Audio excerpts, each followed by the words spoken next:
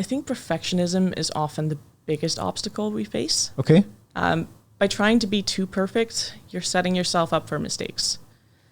You can't force correctness. You can't,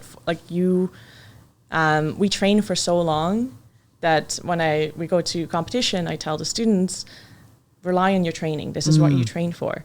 Don't try to be better. Don't try to be perfect. Do what you always do. If you train a certain way, perfect practice makes perfect competitions. Do what you need, do what you need to do. Don't force it. Because the moment you force it, you're going to strain yourself. You're going to be tense. It's not going to work. There's always room to improve what you've already worked on. Is that the idea? That's the idea, right? And if you practice in the way that you want to perform, once you perform, you can rely on that practice.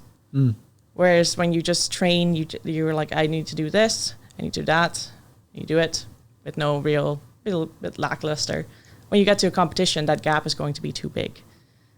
But also don't force yourself to try and achieve what you haven't achieved in practice. Yeah. That's setting yourself up for failure.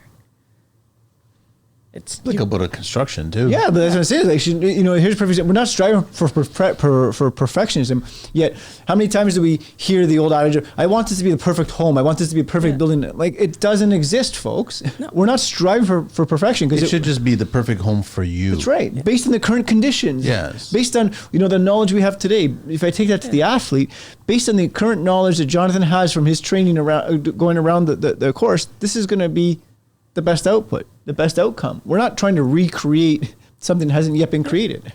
And you have to be precise, but precise doesn't mean perfect. Precise leaves a little bit of room for error because we're human, we're going to make mistakes.